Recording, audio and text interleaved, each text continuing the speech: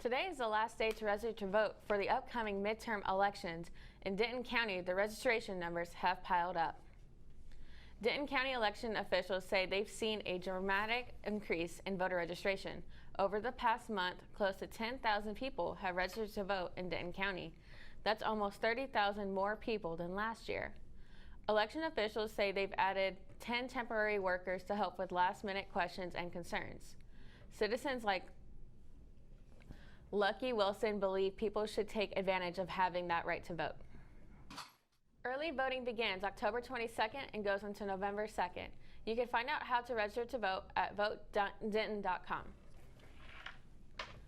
Meanwhile, the Denton County NAACP and LULAC chapters are partnership at the Saturday Forum meeting and will greet with local candidates.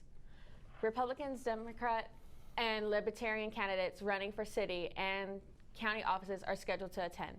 The event also includes a Q&A forum with voters. It will be held at the Denton Public Safety Training Center room from 9:30 to noon. President Trump has another cabinet position to fill. United Nations Ambassador Nikki Haley resigned today. During a meeting at the White House, President Trump announced will step aside by the end of the year. Trump says she told him several months ago she wanted to take time off. Haley stated government officials needed to know when to leave a position. Trump plans to name a replacement in the next 2 or 3 years. Haley became UN ambassador in January 2017. Prior to her appointment by Trump, she served as South Carolina's governor. The news comes after a Washington's watchdog organization called for an investigation Monday into Haley's use of private planes. Brett Kavanaugh has officially been sworn into office as a Supreme Court justice. His approved ratings are already negative. A new CNN poll finds that 51% of people asked oppose Brett Kavanaugh's confirmation to the Supreme Court. That's up from 39% who opposed him in earlier September, before accusations of sexual misconduct emerged. Meanwhile, those who support Kavanaugh has inched up to 41% from 38% back in September.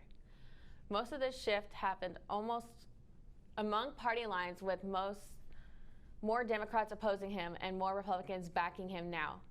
Beyond just overall impressions, the polls also found that the majority of Americans doubt Kavanaugh's truthfulness and his ability to separate political influence when considering cases.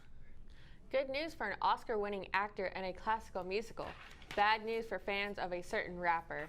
Here's David Daniel with the Hollywood Minute. Investigators are trying to figure out what caused the deadliest transportation crash in the United States in nearly a decade.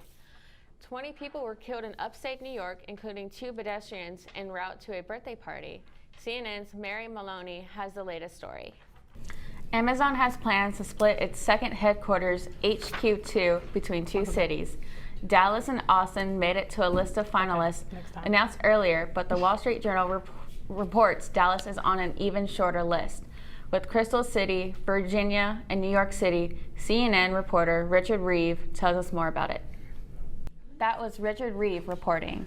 The leak about the process has upset Amazon officials. Once again, the North Texas women's soccer team is headed to the NCAA tournament after winning another conference title this weekend.